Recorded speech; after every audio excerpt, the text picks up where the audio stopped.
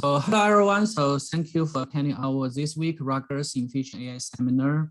And today we're glad that we have Professor Priyanka Raina to give us this talk. Professor Raina is right now assistant professor in electrical engineering at Stanford. She received her PhD degree in 2018 and the master's degree in 2013 from the MIT and her degree from the IIT Delhi. Her research is on creating high performance and energy efficient architectures and design methodology for domain specific hardware accelerator in existing and emerging technologies. So now let's welcome for Priyanka to give us this talk, Efficient DNN Training and Inference at the Edge with On-Chip Resistive RAM. All right, thank you so much, Yuan, for the kind introduction. Hi, everyone. So today I'm going to be talking about my most recent work. It's called CHIMERA, and it's a chip that performs efficient neural network inference and training on edge devices. And the key feature for this work is that it uses on-chip resistive random access memory, or RRAM. So just to summarize the things that I'm going to be talking about. Using on-chip RRAM has a lot of advantages for neural network inference because it provides, low-cost access to neural network weights on chip. However, it comes with a lot of disadvantages and for training. And so, 这是啥狗粮？你咋还有狗粮？戴个小眼镜儿。 some of the main contributions of this work were how to overcome the disadvantages that RRAM proposes for neural network training. So with that, I'll get started. Please feel free to pause me in the middle if you have any questions. You can just raise your hand or shout out, and I would be happy to answer in the middle. Okay, so let's start with a little bit of a motivation for why we are talking about edge devices and neural network training and inference at the edge devices. So the main reason is that if you try to do ML in the cloud, there are a lot of downsides associated with it. So one of the biggest downsides is that there are privacy risks. So for doing training and inference in the cloud, you need to send sensitive user data continuously all the way to the cloud. And depending upon the situation, the sensitivity of the data can vary. So for example, it can vary from very sensitive medical data or financial transactions all the way to, live audio and video from user devices.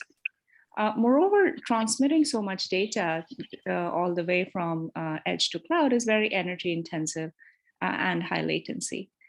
And as more and more devices around us get connected to the internet and require neural network inference services, this is going to be a major scalability challenge. However, machine learning at the edge is not easy because the edge comes with its own challenges. And the challenge is that these edge devices are very small. They have small amounts of memory. And the amount of energy budget that you have on these devices is very limited. So designing accelerators that do ML efficiently at the edge is quite challenging. So what are some of the requirements at the edge? Some of the requirements that the edge applications pose are that the input frequency, meaning the speed at which you're getting queries, is small. Which means that you're not inferencing continuously. So for example, if I have my Alexa, or I'm talking to some, a voice control device, I'm not going to be talking continuously all the time. It will be, once every few minutes or once every few hours and so on and so forth. So we have low input frequency. But that being said, when I do give a command or when I ask a question, right, at that time, it's important to give a very low latency because otherwise it'll greatly impact kind of user experience, right? So what this entails is that the batch size of inference has to be one, meaning that you're just processing one sample at a time. And this limits the amount of reuse that the device can do in terms of the data. And what that leads to is high energy consumption. On the other hand, this is very different from what happens in the cloud, where because so many users are using these devices at the same time, the cloud service provider can batch all of the requests into one big bundle, into one big batch, and then process them together. And what that allows you to do is you load a neural network model once in memory, and then you can execute several queries through it, and that improves efficiency and it increases the reuse of the neural network model. Okay. Moreover, the edge accelerator must minimize power consumption during idle times to maximize battery life. So it shouldn't be just efficient while it's doing your inference or training, but also when it's sitting idle. And then training is also very crucial on edge devices, although it's not talked about that much. But one of the problems is that these neural network models, when deployed in these small devices, can encounter a very specialized and different environment than what they see at training time. So using the data that is available at the edge to fine-tune these models is very important for accuracy. So in this work, we present CHIMERA. It's a neural network chip which does both inference and training at the edge. And we do that using on-chip resistive RAM. And some of the key highlights of the work are that it's the first non-volatile DNN chip which does both inference and training. There have been previous chips that do only inference. And the way it does that, it uses this resistive RAM memory for the neural network weights. And allowing that allows us to reduce other SRAM buffer sizes that are on the chip for energy savings. And we also use a new data flow that takes advantage of having low-cost access to weights from RRAM.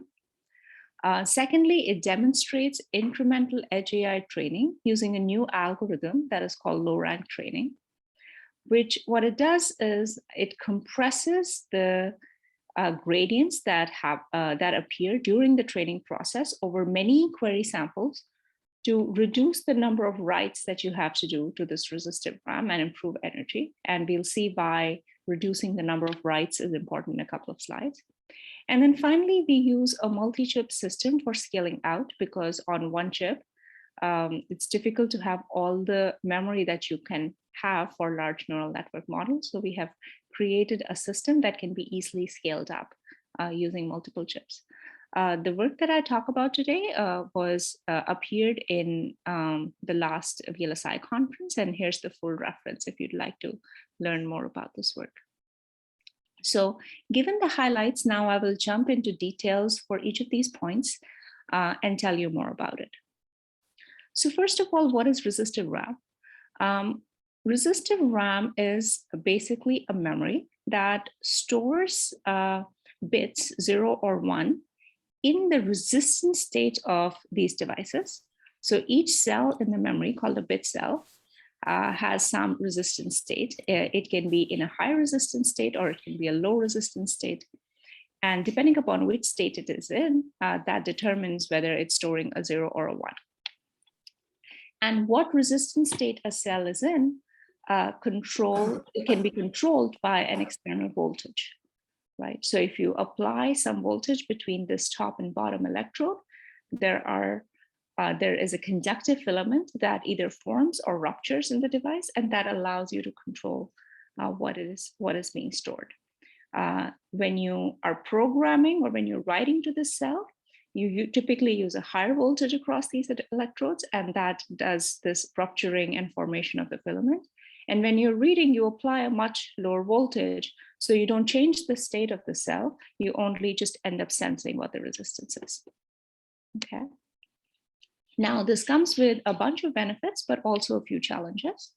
So one important benefit, the most important benefit that makes it useful for the edge, is the fact that it's non-volatile, meaning that if I take out the power supply, if I cut off the power supply completely, these resistance values will stay, right? So I don't need continuous power in order to keep the resistance values. It's also high density. So this particular cell, so this is just showing the resistor, but the only other thing that you need other than the cell, other than the resistor in the cell is just one transistor. So it's a one transistor, one resistor cell. And that's much smaller than your normal static random access memory or SRAM. It has low read energy. It is much higher than SRAM, but it is much lower than going off chip and reading from DRAM. And it also gives you high bandwidth because it can be integrated on top of CMOS on the same chip. So there's no external interface, it's all integrated on chip. The challenges of RRAM are that the write energy is quite high. An orders of magnitude higher than read. And the latency is also correspondingly high. And the reason is that because during the write process, you're actually, moving around atoms, you're rupturing or forming these filaments, and that takes time. And because of that same reason, it also has low endurance, meaning that if you write to it for many, many, many cycles, you'll end up damaging the cell permanently. So there's a maximum number of writes that you can do before destroying the cell. And so all of the algorithms that you want to run on top of this resistive RAM have to take into account these challenges. And we'll see how we deal with them using some of the methods that we propose. So the key contributions of this work is that it is this RRAM optimized ML SoC. 你们实验室开的不是？你没看这是外国人？ Is this RRAM optimized MLSoC with RRAM.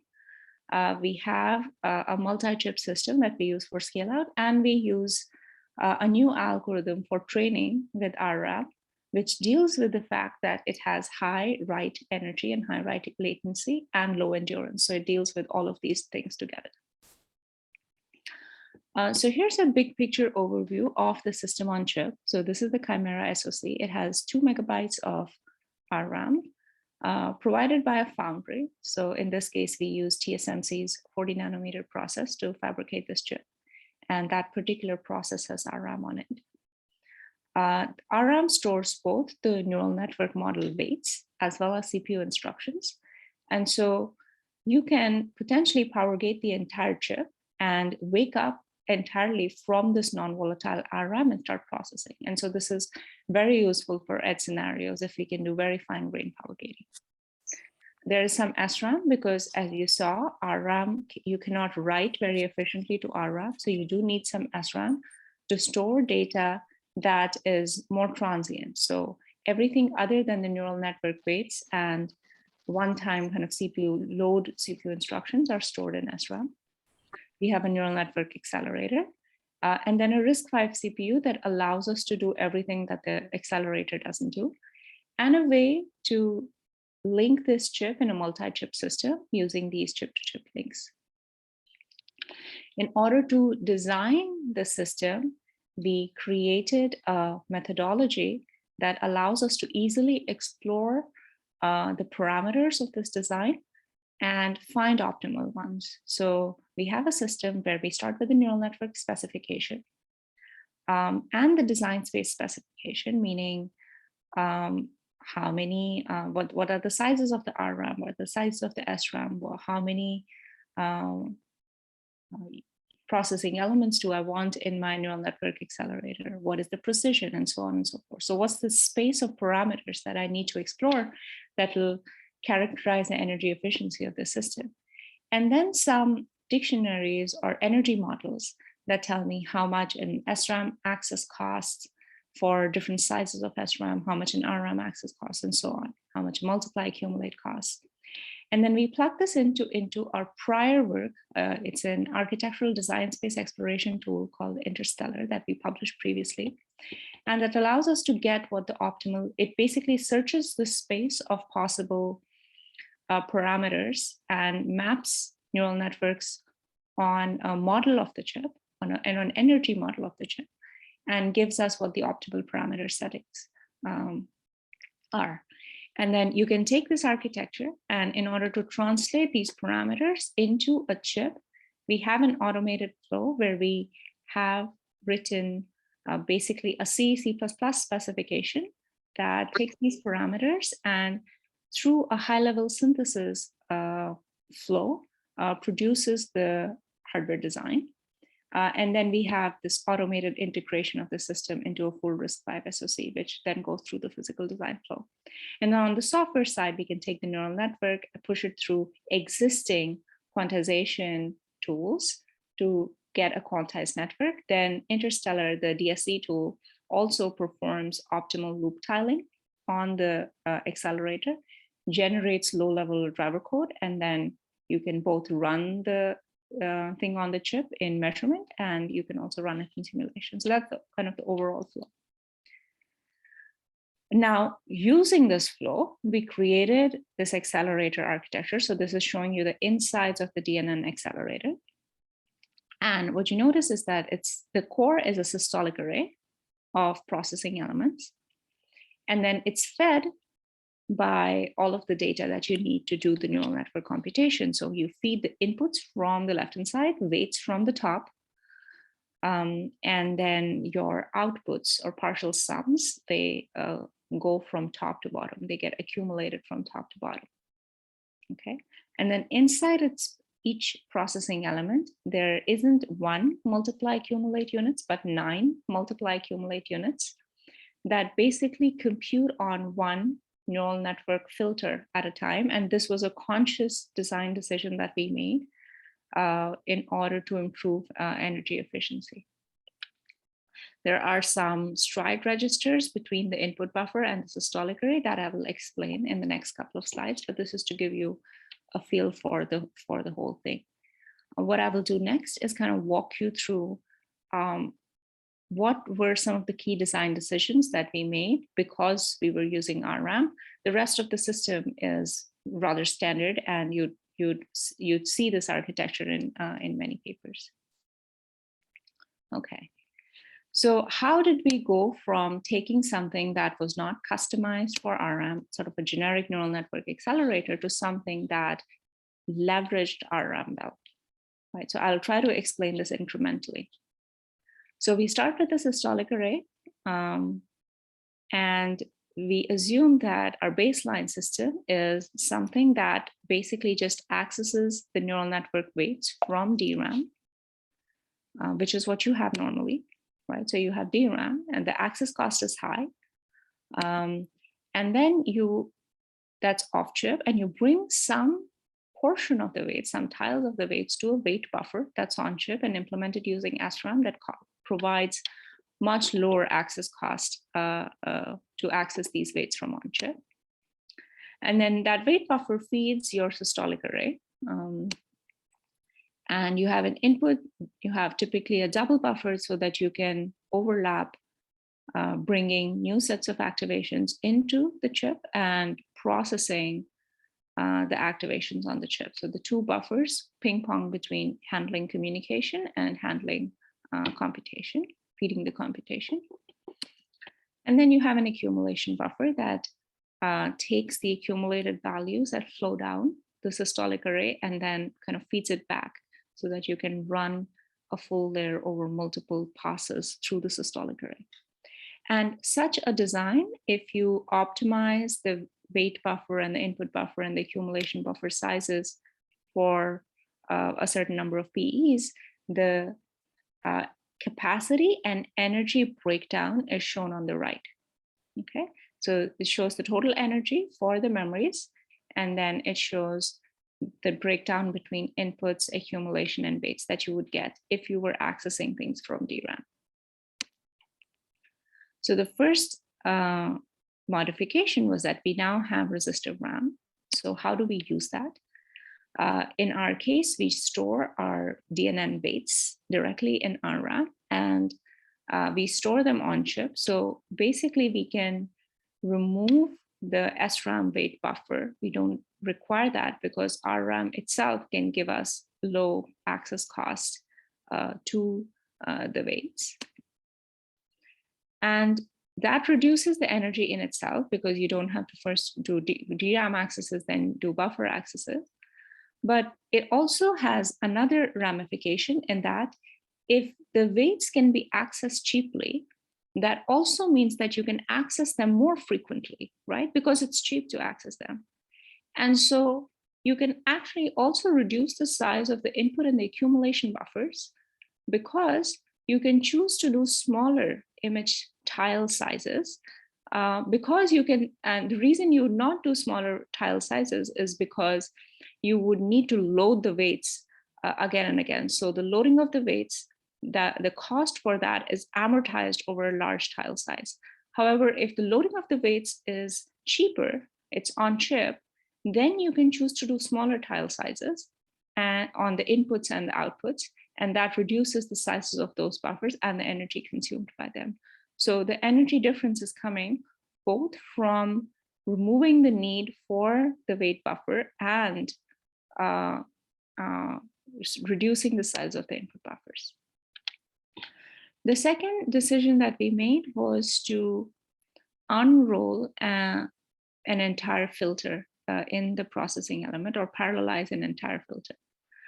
Typically, you don't see that. Typically, you see more input channels being unrolled. So for example, in the input double buffer, you see C0 times C1 channels being parallelized at a time. Instead of that, we decided to not parallelize more input channels, but instead parallelize the filters, filter kernels themselves. So the 3x3 kernels, for example, that exist in the systolic array. And what that allows you to do is it basically allows you to make the input buffer smaller while getting a similar reuse in weights, because we can access these weights more frequently. And then finally, if you choose this data flow, if you decide to unroll the filters inside the systolic array, then what you'll notice is that as this filter kernel slides over your image, you will actually also be reusing image in this kind of line buffered access pattern. And you can capture that reuse by putting some sort of shift registers in the middle. It's a little more complicated than shift registers because the strides can be non-one. But basically, we can put some registers between the input buffer and the systolic array that captured the data reuse when the kernel slides over the image. So all in all, this reduces the energy consumption and the capacity for the buffers on chip by about 3x and 20x. So here are the overall ResNet 18 results using the accelerator.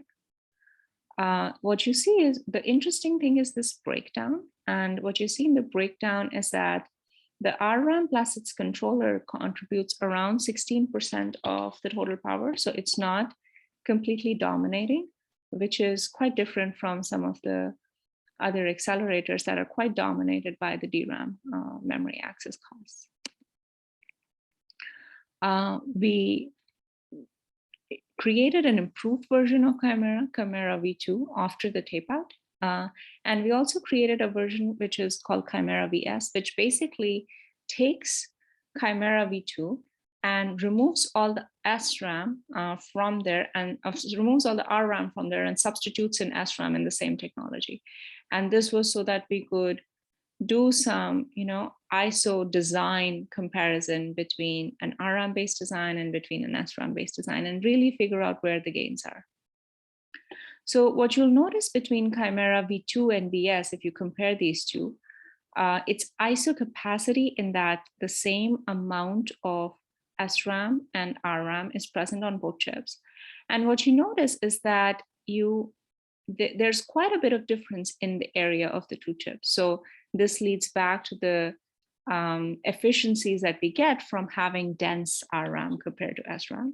So while the SRAM based version is around 20 millimeters square in weight memory area, the SRAM version is 30 millimeters square for weight memory area. And then that translates into total die area as well, where it goes from around 30 mm square to 40 mm square. So you get a lot more capacity for the same area. And what we'll also look at is the energy consumption. So previous slide shows the breakdown. It's a little hard to walk through that right now, but I'll show you the final results. And what you'll notice is that in terms of latency and power, the two designs, active power, the two designs are about the same, okay? So this is an important finding in that it's not, if I replace the design with an equivalent SRAM-based design, I would get similar latencies and I would get similar power. So the question is, where is the real benefit, right? So the real benefit comes from the fact that we are doing this at the edge. And at the edge, your idle power is very important. So depending upon the time between inferences that you have, right? So the graph here shows time spanning from all the way to a few milliseconds to several seconds and hours. What you'll see is that if you go to the left of this curve, that's more of a server inference case where you're getting queries very quickly. And then if you go to the right of the curve, you see this edge inference scenario. And the important thing to note is that because RRAM is non-volatile, we can basically do fine-grained power gating on the system with RRAM, and we can shut off the whole system without losing any of our neural network accelerator weights, right? And you can't do that with SRAM because every time you shut off the system with the SRAM, you lose access to all the weights, and then you have to repopulate them through some external flash memory and so on and so forth. So this graph shows CHIMERA V2 energy, which stays relatively constant over this time, and CHIMERA VS energy that has a similar amount, the same amount of SRAM. And what you'll notice is that while in very fast server scenarios, there is a slight benefit, and you saw that on the previous slide, there's a slight power benefit to using SRAM. When your time between inferences goes over 75 milliseconds, about 13 frames per second, which is actually quite fast for an edge scenario, your SRAM-based system starts being dominated by just the leakage of SRAM because you can't shut it down, and so it's just sitting there leaking. And at some point, it actually becomes more efficient to shut off your SRAM-based system and reload from flash. And that is when it kind of flattens out. And so you see there's kind of an order of magnitude difference between that point where you are shutting down SRAM and loading from flash and having on-chip access to all of the weights. So this is where really this benefit of RRAM shows up in this basically an edge scenario where you are very constrained by energy, and you do need to do fine-grained power gating. You can't afford to keep the system on all the time. And we can do this for larger systems as well, and we observe a similar benefit. So this was for a 4 megabyte model, this for a 12 megabyte model. You can similarly see that CHIMERA V2 is more efficient. The inference energy is lower than all of these other systems, DRAM-based system, completely SRAM-based system. If you tried, okay, well, this is 40 nanometers. What about scaling, right? Can you scale the SRAM-based system to lower technology nodes and get a benefit? And the answer is you would still be dominated by sort of the leakage that you have coming from the SRAM and not being able to power gate. And so even though a 16 nanometer SRAM design will give you much lower energy on the server side, as soon as you go in this low duty cycle edge scenario, that'll not be very efficient. Okay, so overall, we use RRAM to overcome this memory access bottleneck, and the fact that RRAM gives us low read energy access to weights allows us to both reduce the need for, or remove the need for the weight buffer and reduce all the other buffer sizes as well by reducing tile sizes. And then we also explore a new data flow for which unrolls filters inside the processing element, and that improves reuse of data and reduces energy. And so in all, we get efficient on-device inference. I'll go through the multi-chip system kind of quickly, and then I'll try to focus more on the training side. So scaling to larger DNNs is important. And one way is to just have more RRAM on chip, but that's not always feasible. And it's a moving target as we have bigger and bigger neural networks that we want to execute. You don't want to put DRAM for the reasons we mentioned before. You have high access energy, it's not non-volatile.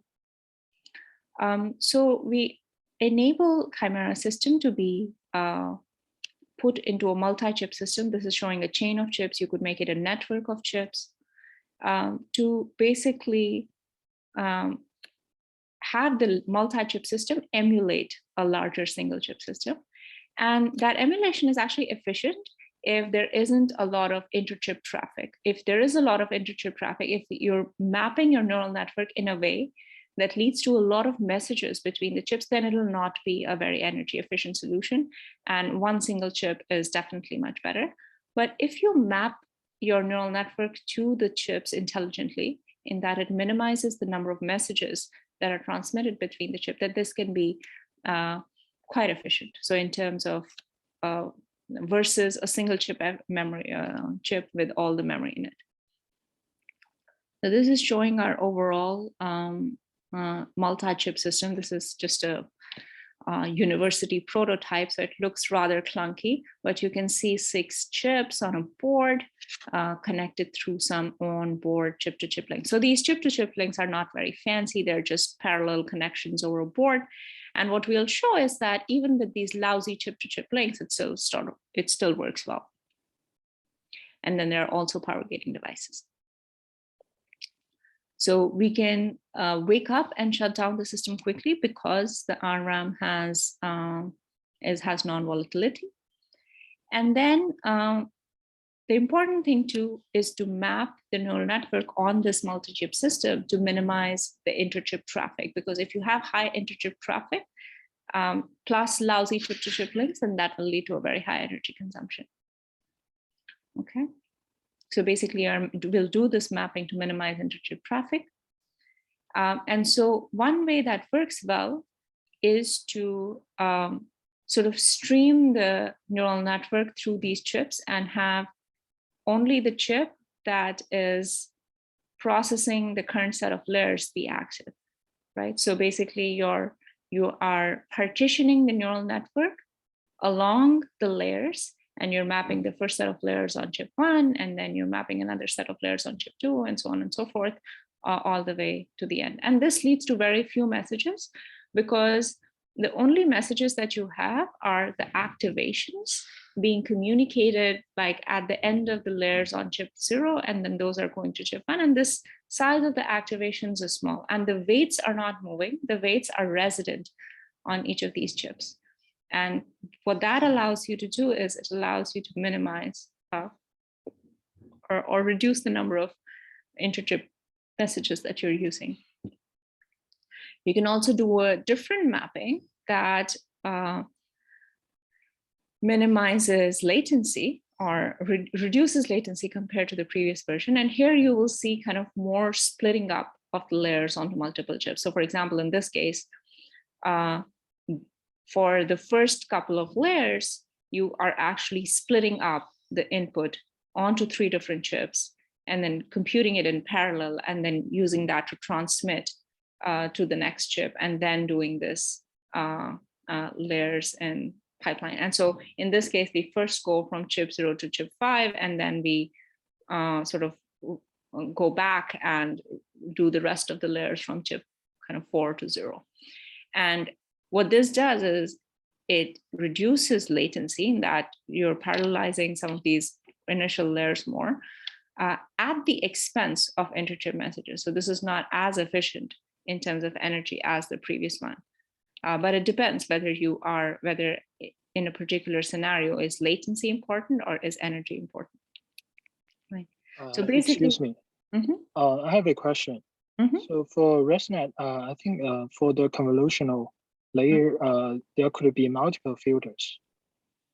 For example, maybe 64 or some other numbers. So how did you train the filters in each layer? What should I change? So the multiple filters are unrolled on or parallelized on the chip, right? So in the systolic array, there's a Y dimension and there's an X dimension. So each 3x3 filter is parallelized inside a processing element, and then there are multiple filters that are unrolled along the X and the Y dimension. And so along the Y dimension, we go on output channels, and on the X dimension, we unroll output channels, and on the Y dimension, we unroll input channels. And then the entire network is not parallelized, right? You have only that much amount parallelized that as the size of the systolic array you have. And so the rest of the filters just get loaded onto it kind of in sequence. So if you have a bigger layer, I would first do however much I can fit on the systolic array, and then I have my accumulation buffer, and that allows me to accumulate on the effect of kind of the next set of filters and the next set of filters and so on. Gotcha. Right? Thank you. And so with that, you can map a layer on one chip, or you can split it off between multiple chips. And then you can have different layers being mapped on the different chips. Okay. So now the question is, how much is the overhead compared to having one system with all memory on chip?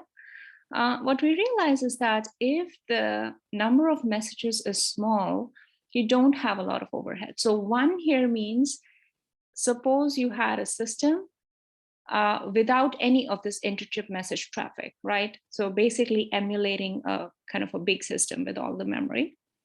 The first mapping that does this layer-wise partitioning only leads to 4% energy penalty and 5% execution time penalty over that baseline. So meaning that not a lot of energy and execution time is going into this interchip communication, precisely because of the fact that we are doing a mapping that minimizes the messages. This is certainly not feasible with any mapping. A different mapping can lead to a much higher energy because it might have much more communication. And you see that in mapping too, where you trade off time with energy. So you reduce execution time by parallelizing more, but that comes at the expense of more messages, and your energy goes up compared to the first mapping, right? So you can play this trade-off. The system is flexible to trade off the energy and time. But you can also, if it's a very low inference, very low duty cycle scenario, you can basically stick with mapping 1 bit, which has low message count. All right. So compared to other traditional multi-chip approaches, so we compare to this chip called SIMBA that was also presented at VLSI in a previous year. It's a 16 nanometer chip, and that particular SIMBA chip actually has all RRAM on chip. So it also uses a similar principle where the entire neural network model is available on chip. And we see that this particular CHIMERA V2 chip achieves a much lower total energy than this SIMBA chip, precisely because, well, we have access to RRAM, but that we saw earlier that doesn't really change the access cost or energy cost versus an SRAM very much. But the important thing is this mapping of neural network on the multiple chips has a very big role. So in SIMBA, you'll see that there's a much larger fraction of the total energy that is going just in the communication between these chips.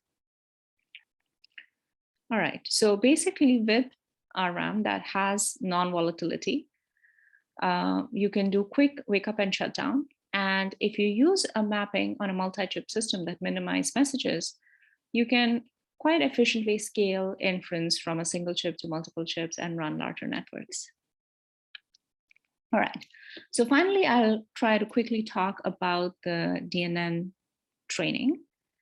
And the situation that we're working on is this. So we are not doing complete training on the edge. That is nonsensical because you would want, at the edge, you would want to only sort of do fine tuning most of the time because, well, first of all, you need labeled data sets to be able to do training at the edge, right? And you can't produce extremely large labeled data sets very quickly at the edge.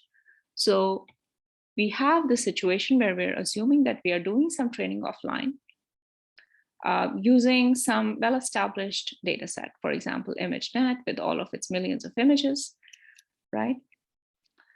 And then on the cloud, and then at the edge, we are only doing some fine-tuning with some user-specific classes where we are getting kind of limited data, whatever, one image in a couple of seconds or so. And so we have a pre-trained network and we are sort of incrementally learning these new classes. And we are in this experiment, we model it by learning this new flowers 102 data set that has a much fewer number of classes. It has 100 classes and about an image per class. So it's not very extensive training data set. So we do this type of training in the cloud, and then we take this neural network model and then we expose it to many more images of the flowers data set, emulating scenario where the network is actually deployed on the edge device and you're seeing much more flowers around you, and you may not be seeing many more cars, or imagine the sensor is deployed in a field and that's what it's doing. Right. So on the device, the goal is to do this incremental training where we're not training the entire network right now, but we're only updating the final fully connected layer to improve the accuracy for these new classes, the new flowers classes that the device is seeing. Well, that's the setup. Now, compared to traditional training methods like stochastic gradient descent or SGD, doing SGD directly on RRAM-based edge devices is challenging.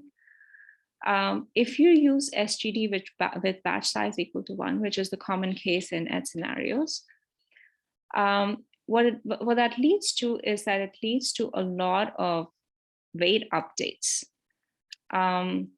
And that is hard with RRAM, given that RRAM has high write energy and low endurance. On the other hand, the algorithm that we propose, which is called low rank training, we get infrequent RRAM updates, and that is beneficial to us because that lowers the number of writes we need to do and the endurance. It helps us deal with the endurance limitations of this memory. So how does it work? So on the device, essentially what we do is the feed forward portion of the training. So to compute the gradients from images, the feature extraction or the front layers are run on the neural network accelerator, on the systolic array accelerator that we talked about. And then that leads to some features, and those features have to go into this fully connected layer to then incrementally train that fully connected layer.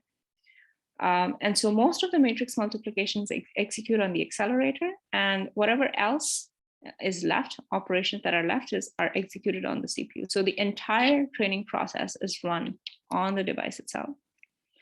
And the algorithm that we use is called low rank training. And this is quite a lot of material on the slide, but I'll try to walk you through it step by step. And so the way low rank training works is that you start with some features and gradients. And the important point is that you are weighting to accumulate a bunch of features before you decide to do an update. Okay, so let's say till now I have some set of features and gradients that I have so far from the last couple of images I've seen. I get a new image from my camera and I compute its feature by running the feed-forward network, and then I also compute the gradient. What I do next is I append this new sample to my already existing this feature and gradient matrices. Right? And that increases the size of this matrix in this in the number of columns dimension by 1. Okay. What I then do is I do a QR decomposition of this matrix, and that results in these matrices that are much smaller than the original matrices. Okay, and we'll see why we want that. So we do this QR decomposition, and then I compute this RF-RG transpose. And then the most important step is to take this matrix and do a singular value decomposition of this matrix. And what that allows you to do is it allows you to find what are the most significant components of this matrix, right? And then what I will do is I will basically get rid of the least significant component, right? And what that allows me to do is it allows me to reduce the dimensionality of the matrix back by 1. So I started with a feature matrix that was with R. I added a new feature, which made it R plus 1. And then I did this process to compress it back to R. And so what this allows you to do is as you're accumulating more image features and gradients for more image samples, your memory doesn't keep going up, up, up, because you have a limited memory on chip, right? Your memory doesn't keep going up, but it stays constant amount of memory. And essentially all you're doing is you're incorporating the information of the new feature into a constant amount of memory, right? And so once you get rid of the least significant component after SPD, you can reconstruct these new FNG matrices and then replace them, replace the original ones. And so now these replaced matrices are the same size as the original matrix, but they now have the information from the new sample that I added, and the size of the matrix is not changing, it is staying constant, right? And because of that, we can allow accumulating the information of several samples and then make an update to the RRAM. So this basically, essentially you're compressing the gradient information in a small amount of SRAM. And then you do this several times, incorporate the information of multiple images in the update set. And then at the end, you take this information after a bunch of samples, and then you actually compute the weight update and write to the RRAM. So the goal is to reduce the number of updates that you need to do to the RRAM. And you can do that by having a small SRAM that is collecting the information of these features in some compressed format and doing the update once in a while. So there are several parameters of this low rank training method that we can optimize for. So one is rank, right? Rank was the width of this feature and gradient matrix that we saw earlier. And then we can also have different update set size on the x-axis, which means how much information of images do I accumulate or do I compress before I make an RRAM update, right? So you can see that as the number of images you accumulate over on the x-axis, as that goes up, the number of RRAM weight update steps also reduces because you're compressing more and more. And if you try to find kind of the optimal here, what you'll see is that if you take rank equal to 14 and update set size equal to 64, at that point, you get around 340x lower energy delay product compared to running stochastic gradient descent and 100x fewer RRAM updates versus SGD at ISO accuracy. So what this allows us to do is an experiment like this, and this is kind of measured on chip, where we first pre-train offline on ImageNet, and we showed some flowers samples as well, but not very many. So the accuracy on flowers is very low with limited data. And then we deploy it in this edge scenario where you now are seeing much more of the new classes. You're now seeing many more of these flower samples, and we're updating this fully connected layer at the end to learn flowers. And what you see is the accuracy, going up as it sees more and more images, and it basically reaches the ImageNet levels. And the important thing to note is that the ImageNet accuracy also doesn't degrade very much. So the device can still do ImageNet classification, but now it can do flowers classification, which is the task that it is deployed for, with much higher accuracy. If you look at the energy and latency breakdown of training, you'll see that around 46% of the energy and 38% of the latency is in the feed forward. So that is the same as inference. So if you got a sample and you just had to run inference on it, you would be spending 8.1 millijoules. But then if you wanted to take that sample and then run this LRT algorithm on it as well and use that sample for training, you would spend another 25% on running LRT and 29% on doing this RRAM update. So the important thing to note is that here, the energy is not, if we were to do it naively, the energy would be just limited by the RRAM update, because that RRAM update is very, very energy intensive. But because we are doing this compression, even though we are spending some computation on it, doing the compression, you can reduce the amount of energy you're spending on RRAM updates, and you are within reason on the endurance requirements from the RRAM device. Okay, so essentially the takeaway is that you compress gradients with minimal loss of information, you amortize the high write energy updates over large update sets, so you reduce the number of writes you need to do, and you achieve SGD level accuracy, which is fantastic and allows you to do efficient on-device training.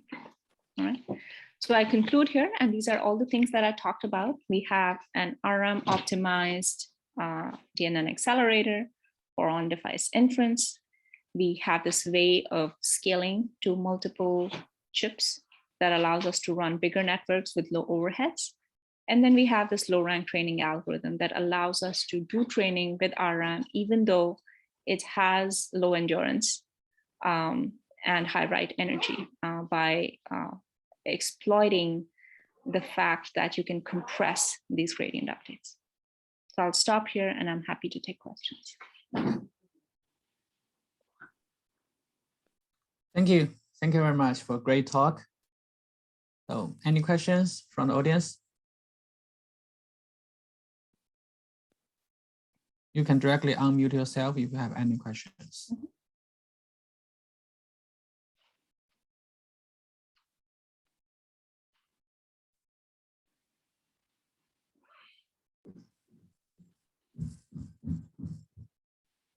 Hello, I have a question. So when you train the flower model, you just loaded the last fully connected layer to the chip, right? Right. So the entire model is already on chip. It is stored in RRAM, right? Okay. And you need the entire model on chip because for every sample that you get, for every flower sample, you do need to run the front end of the neural network in order to compute the gradients at the end, right? So you still need the entire model. And so you run it through the first bunch of CNN layers, you get the features at the end that you then run through the fully connected layer and compute the gradients, and then you run this LRT course. So the entire model still needs to be on the chip because it has to run through the front end to compute gradients. Okay, gotcha. But you only have about 2 gigabytes for each chip? 4 megabytes. 4 megabytes. Mm-hmm. Is that enough to store the ResNet? Yeah, so 18? it is not enough, but we have this multi-chip system, right? We have the 6-chip system, and that is enough to store ResNet 18. Okay, okay, gotcha. And another question is, because I have security background, so it seems that if an adversary want to, steal the model, you can directly do memory dump, something like this, right? Okay, so if we want to protect this, protect the model, do you have any suggestions? I haven't frankly thought about that. So in this case, we were not looking at kind of how to protect the device, because here we are basically just storing the weights in the RRAM, and then that RRAM is accessible from the processor. And so if you get access to the device, you might be able to get the entire model on chip. But you're right, there's more research needed in order to figure out how to make it secure to an adversary when they have access to the device, for example. Okay, We haven't looked at that at all. Gotcha, thank you.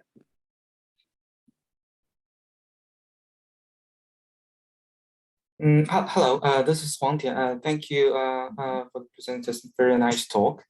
I have a question regarding the forgetfulness of edge training.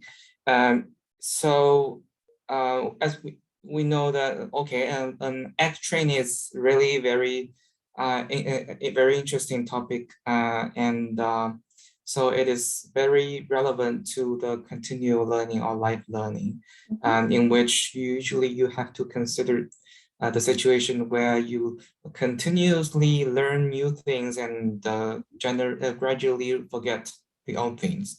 So in this experiment, do you consider the forgetfulness of the training process?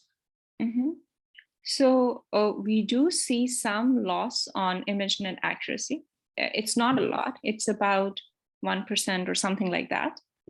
But you're right. If you want to keep kind of the ImageNet features or ImageNet classification accuracy up, you would want to once in a while show it some ImageNet images. And that will kind of keep refreshing that classification power. But you're right, if you only show it just flowers and flowers and flowers, it's possible that the ImageNet accuracy will go down more. But in a real scenario, it's possible that while you're seeing mostly one type of data, for example, if it's in the field, it's mostly seeing flowers and crops, once in a while you will see other stuff, a car passing by or a tractor or something else. And then you would want to do that refresh once in a while. Oh, so you mean that actually the CHIMERA process just the incremental learning actually just consists of all flower images. There's no the original images from the ImageNet. Very few. Mostly flowers. Very few yeah. ImageNet images. And what we have found that is very few ImageNet images are still fine, and they maintain the accuracy degradation to less than 1%. Oh, even if all the images are flower, the accuracy loss is limited. I think you'll have more if you don't show it any ImageNet accuracy. Well, we can do that experiment. So if you don't show it any ImageNet accuracy, ImageNet images anymore, you'll have a higher degradation. If you show it a few once in a while, then that can be limited. So. Oh, yeah, thank you. Although my question is probably a little bit out of the scope. And my last question is about the amount of energy you need to capture the new class, capture the new idea of the new class. Yeah. Do you have any comments on this?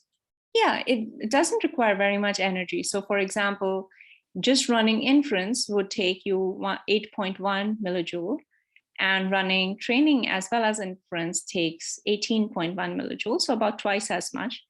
and you wouldn't want to run training on every sample. So if you're running training once in a while, it's basically, it's same as running 2 inferences, right? So running training plus inference on one image is similar to running 2 inferences. So the important thing is that it's not very much per image. Yeah. Okay, I've got an idea. Basically, it's 2 times. Yes, 2 times. Okay, that's very interesting. Thank you. Thank you for the answer.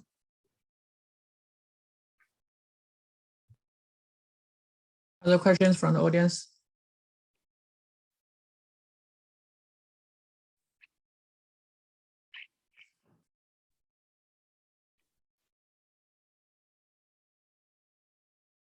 So if the audience don't have questions, actually I have several questions. All right. Yeah. So the first, when you use the low rank training, and so you need to perform the SVD, right?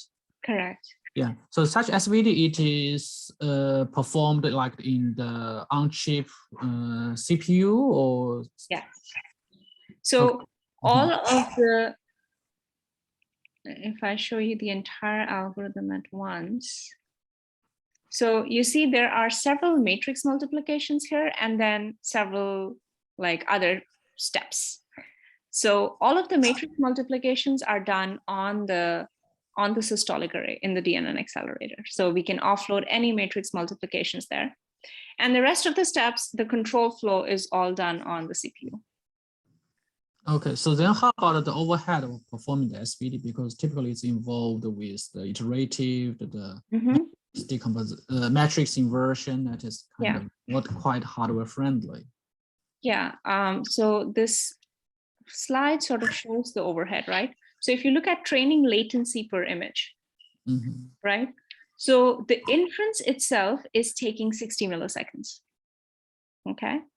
And then low rank training is taking 44 milliseconds, and low rank training includes both the matrix multiplications and the low rank training that are executing on the accelerator, as well as everything else, all the control, all SVD, this, that. So it's 44 milliseconds compared to 60 milliseconds for the inference itself, right? So it's reasonable, it's within reason. It's not like it's taking many times more training time or many times more time than the actual inference itself. So it's 27%. And then just updating the RRAM, because RRAM writes are slow, just updating the RRAM with the new weights takes quite some time. That takes 55 milliseconds. If we were to update more frequently, this 55 milliseconds can grow very quickly. And so we are spending some more computation to reduce the number of writes we are doing, because writes are expensive and take a lot of time. Yeah. Okay. And another question is that, so right now your solution is to only update the last fully connected layer. Yeah. So how about its potential when we, for example, we need to update more layers to achieve the better accuracy, and like to just the previous audience said that to try to combat the forgetfulness and so on. So is there any change for the hardware design for that? Yeah, that's a great question. You can actually use LRT for updating more layers as well. We just didn't get around to doing that experiment, but you can do that. You can use the same method to update more layers. You just need more intermediate storage, for example, for storing the sort of intermediate activations and gradients at the other layers. But you can use the same algorithm for that as well. Okay, okay, thank you. And another question is that, so you proposed kind of the new multi-chip system that for the scalable DNN. So I was wondering, so at the high level, so how do you compare with that? We use the multiple chip to achieve one task, and we design a kind of the large chip to do the same thing. So how about these two different strategies, so in your opinion? Yeah, so I think the answer to that question was kind of, you can see that in this chart, for example, right? So here we are comparing kind of what the overhead is of connecting up these multiple chips, right? So it's taking 4% more energy and 5% more execution time than, ideal, where you didn't have any interchip communication, right? So you can do that only when the amount of messaging that you're doing is small. If the amount of messaging that you're doing is very large, then a single chip with more memory will be much more efficient than many small chips with the network connecting them. Moreover, you need each chip to be kind of large enough so that it has sufficient memory in itself that it can, for example, do a couple of layers or a layer so that you minimize the amount of communication that you need to do, right? So it really depends upon the mapping. And while many systems have proposed multi-chip hardware, it actually boils down to how you're mapping your neural network on that hardware to minimize energy, because you really need to minimize the number of messages you're transmitting, especially in our case, because our interchip communication is not very efficient. It's basically like on board with like wide links. And so that takes up a lot of energy. Okay. So then how about its potential to extend it like for the training task?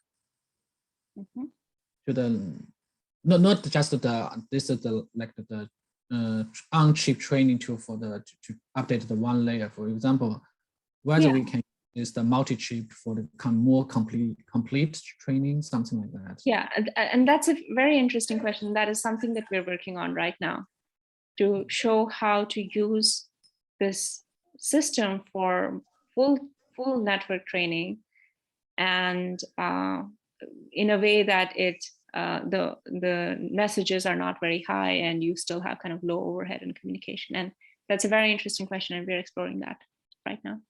Yeah, I don't have an answer for you right now, but that we're very interested in figuring that out. Yeah, and also how about like the topology? For example, here you use just the kind of the line topology, while like in NVIDIA's there are multi-GPU, typically we have something like right or something like that. So yeah, the line was just because we had a very few chips, and so it was just easy to get. Well, it's actually it's like a ring actually, not a line, but that was just easy for us to connect on a board and things like that. But yes, you can have more complex topology, and that will allow you more flexibility in terms of your communication patterns, because in this particular system, if you have to talk from one chip to a farther away chip, you have to go through the middle chips to communication, and that's not very efficient. So certainly like a mesh network or something like that is also feasible. And it's just that for this one, since we had a very few chips, we didn't go there, but that's certainly possible. Yeah. And another kind of the high level question. So here your solution is very interesting. Actually, we already saw a lot of the RRAM works. And typically they use the RRAM as kind of the in-memory processing.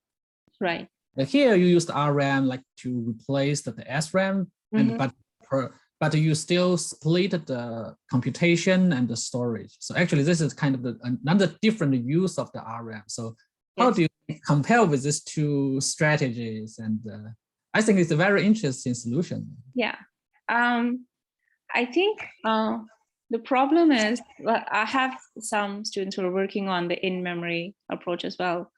The problem is that you still, first of all, it becomes very, very constraining in that you put the RRAM weights and then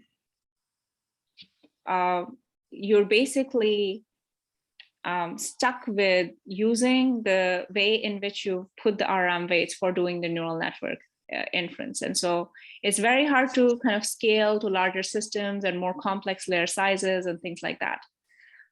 So for small networks, it works out, right? You have some different RRAM arrays, and each one is storing all the weights, and they are all stored kind of nicely in the systolic fashion. But you still have to, it's not very flexible when it comes to being able to do different layer shapes and different layer sizes and so on and so forth. And what you'll see if you look carefully is that many works, well, either they run very simple networks, very, very like CIFAR10 or MNIST classification.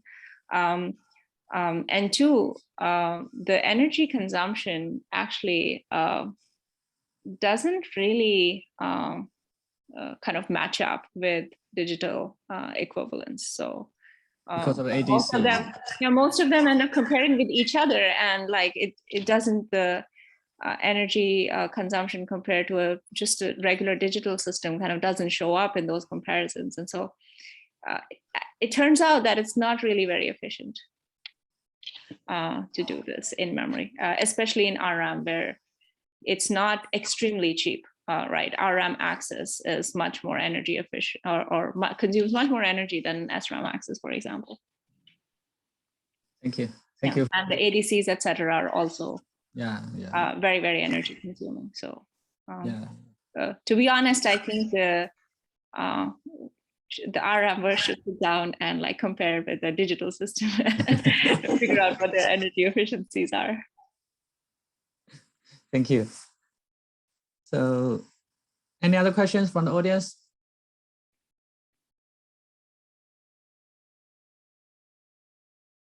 Okay, so if no more questions, so let's thank our speaker again, and also thank everyone to attend this week's talk, and see you next time.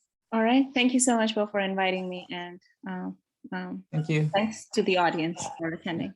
All right. Thank you. Have a wonderful day. Take care.